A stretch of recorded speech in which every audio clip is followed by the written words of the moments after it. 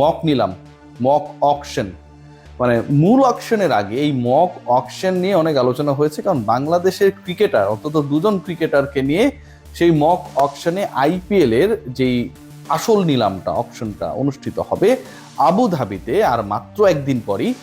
তার আগে অন্তত দুজন ক্রিকেটারকে নিয়ে আলোচনা হয়েছে 3.5 কোটি রুপি, প্রায় 4.5 কোটি টাকায় মুস্তাফিজুর রহমান সেখানটায় বিক্রি হয়েছে। তানজিম সাকিবকে নিয়েও আগ্রহ রয়েছে ফ্র্যাঞ্চাইজিগুলোর, এরকম একটা আমরা ব্যাপার দেখেছি। বাট আমার কাছে যে আপডেট রয়েছে এবং যে স্পেকুলেশনস গুলো রয়েছে আমাদের ক্রিকেটারদেরকে নিয়ে, সেই আপডেটের সাথে স্পেকুলেশন মেলালে আসলে ঘটনা অনেকটা সেরকম ঘটতে যাচ্ছে বলেই মনে হচ্ছে। এবং এই আলোচনাটা আমি একদমই, এই কন্টেন্ট আমি একদমই টু দ্য পয়েন্টে এবং according to the need of those franchise যারা আসলে আপকামিং নিলামে অংশগ্রহণ করবে সেই আলোকে করতে চাই। দেখুন, একটা নিলামে আপনারা যদি খেয়াল করে দেখেন যে আইপিএল এর নিলামে প্রত্যেকটা দল, নিলামে অংশগ্রহণকারী দল, এটার মধ্যে ডিরেক্ট সাইনিং গুলো আসলে অ্যাড হবে না, 120 কোটি রুপি তাদের পার্সে থাকে, সেই অর্থটা তারা খরচ করতে পারে। মেগা নিলামে আমরা দেখেছিলাম যে অনেক ক্রিকেটার উঠেছিল, শেষ পর্যন্ত বাংলাদেশের কোনো ক্রিকেটারকে সেখানটায় নেওয়া হয় নাই। এটা নিয়ে হতাশা ছিল। মেগা অকশন মানে হচ্ছে পুরো দলই অলমোস্ট নতুন করে সাজাতে হবে, প্রত্যেকটা দলের এভেলেবেল রুপিস রয়েছে, অর্থ রয়েছে যে ক্রিকেটারদেরকে কেনার ক্ষেত্রে, কিন্তু শেষ পর্যন্ত বাংলাদেশের কেউ বিক্রি হয় নাই। সেই মেগা অকশনে যারা বিক্রি হয়েছিলেন, রেকর্ড করে বিক্রি হয়েছিলেন, সেই ক্রিকেটাররা কিন্তু এভেলেবেল ছিলেন বলেই তাদেরকে নেওয়া হয়েছে। বাট মিনি অকশনের সবচেয়ে ইম্পর্টেন্ট পার্ট যেটা, এখানটায় অনেক big cricketer, big names, hitters or wicket taker, যেটাই আমরা বলি না কেন, they are not that much available, কারণ ম্যাক্সিমাম ফ্র্যাঞ্চাইজি তাদের মূল দলটাকে ধরে রাখার চেষ্টা করেছে। যাদের ছেড়ে দিয়েছে তারা খুব বড় ডিসিশন মেকিং অপশনস না। সো সেটা যেহেতু না, এই মিনি অকশনটা আলটিমেটলি আমার কাছে মনে হয় যে কজন ভালো ক্রিকেটার রয়েছে, যে কজন পারফর্মার রয়েছে প্রিভিয়াস এডিশনস গুলোতে যারা ভালো করেছে, স্পেশালি লাস্ট এডিশনে যারা ভালো করেছে, থ্রু আউট দ্য ইয়ার যাদের পারফরমেন্সটা অনেক বেশি আশাব্যঞ্জক ছিল, তাদের চান্সেসটা বেশি। From that connection Mustafizur Rahman has a big possibility to be sold out in a high range. কেন এই ডিসকাশন করছি এবং কেন আজকে ট্যাগ লাইনে বলছি যে মুস্তাফিজের দল পাবার ক্ষেত্রে বা মুস্তাফিজকে দলে ফেরানোর ক্ষেত্রে কলকাতা তো আসলে এক পা দিয়ে রাখবেই, এবং একই সাথে এখানটায় চেন্নাই সুপার কিংস কম্পিট করবে, এবং ইন্টারেস্টিং পার্ট যেটা, যে দিল্লি ক্যাপিটালস, যেটা তার সবশেষ আইপিএল এর দল ছিল, তাদেরও একটা বড় রোল থাকবে। এই তিনটা ফ্র্যাঞ্চাইজি আলটিমেটলি মুস্তাফিজকে নিয়ে আমার কাছে মনে হয় বিট করবে, এবং 3.5 কোটি রুপিতে মুস্তাফিজ কোন একটা দলে চলে গেল, মক অকশনে যেটা আমরা দেখেছিলাম, আমার কাছে মনে হয় রেটটা সেটা ছাড়িয়ে যেতে পারে। দেখুন, আমরা যারা মুস্তাফিজকে নিয়ে হাসাহাসি করছি বা মুস্তাফিজ বা বাংলাদেশের কেউ দল পাবে না টাইপের চিন্তা ভাবনা করছি, গত আইপিএল নিলামে প্রথমে দল না পাওয়া মুস্তাফিজ কিন্তু রিপ্লেসমেন্ট ক্রিকেটার হিসেবে শেষ পর্যন্ত আইপিএলে গেছে, পারফর্ম করে প্রমাণ করে দিয়েছে যে তিনি প্রথম দফায় দল পাওয়ার যোগ্যতম ক্রিকেটার ছিলেন, নাম্বার 1। নাম্বার 2, যেই রেটে আসলে তাকে নেওয়া হয়েছিল সেটা কিন্তু বাংলাদেশি ক্রিকেটারদের আইপিএল এ বিক্রি হওয়ার ক্ষেত্রে, নিলামে ওঠার ক্ষেত্রে, বিডিং এর ক্ষেত্রে রেকর্ড হয়েছিল, মাস্টাফির রেকর্ডটাকে তিনি ক্রস করে গিয়েছিলেন। সো এইবার আমি কেন কলকাতার আলোচনাটা করছি, দেখুন, শুরুতেই বলেছি 120 কোটি রুপিস প্রত্যেকটা দলের পার্সে থাকে, এবং সেই 120 কোটি থেকে এবারের মিনি অকশনে কলকাতা খরচ করতে পারবে অলমোস্ট 65 ক্রোর। তার মানে কলকাতার শাহরুখ খানের দলটা অলমোস্ট নতুন করে পুনর্গঠিত হবে।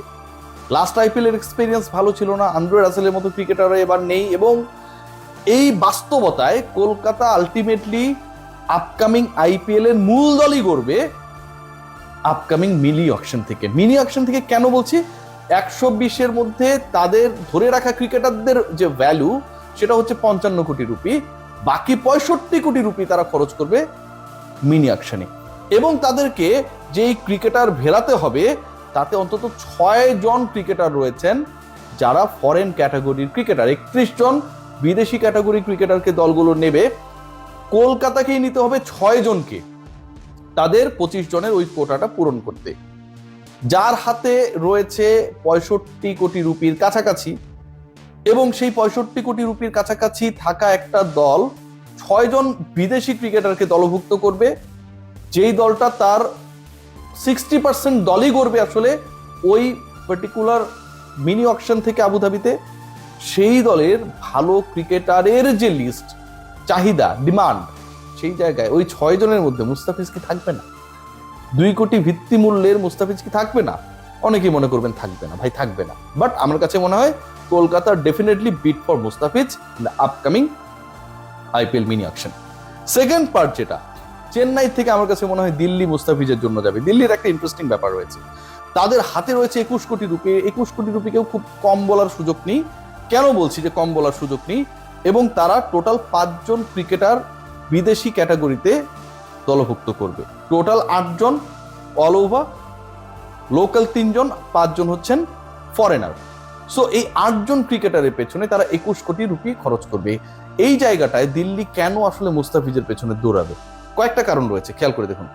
সবশেষ যে খেলাটা হয়েছিল আইপিএল, যেখানটায় রিপ্লেসমেন্ট ক্রিকেটার হিসেবে মুস্তাফিজ খেলেছিলেন, দিল্লির হয়ে খেলেছিলেন, 3 ম্যাচে 4 উইকেট নিয়েছিলেন এবং একটা সময় এমন সিচুয়েশন হয়েছিল যে মুস্তাফিজ অনেকটা রিল্যান্ডলেস সিচুয়েশনে ছিলেন। তাকে যেভাবে ওই পার্টিকুলার একটা বিদেশি সফর শেষে দেশে এসে অ্যান্ড দেন দ্রুততার সাথে আইপিএলে জয়েন করতে হয়েছিল, সেটা ভাই একটা হাড়ির মধ্যে তিনি ছিলেন।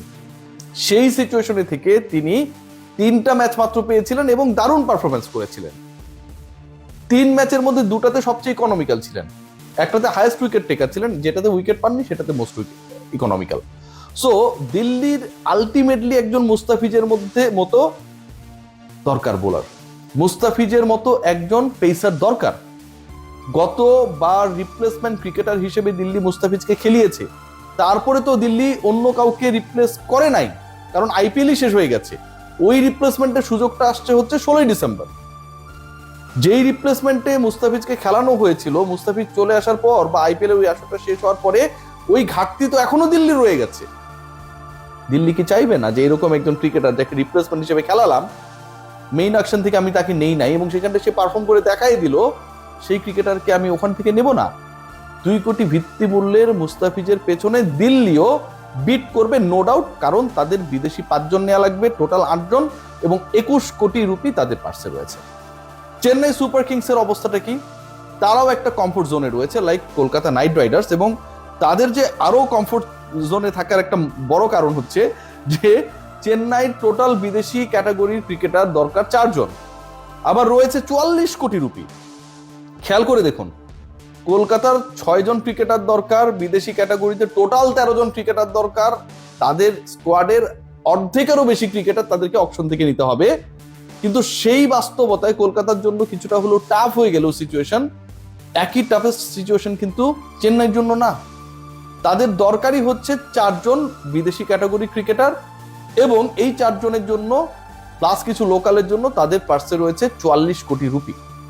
সো আপনি যখন এরকম একটা কমফোর্ট জোনে থাকবেন, আপনি ডেফিনেটলি প্রিভিয়াসলি আপনার দলের জন্য পারফর্ম করেছিল এরকম কেউ, প্রিভিয়াস এডিশনে ভালো করেছিল এরকম কেউ, থ্রু আউট দ্য ইয়ার ভালো করেছে এরকম কেউ, অ্যান্ড ইম্পর্টেন্ট পার্ট যেটা মুস্তাফিজকে পিক হবার ক্ষেত্রে বড় রোল প্লে করবে, চলমান আইএল টি20তে আসলে কোন ছন্দে রয়েছেন তিনি সেটা।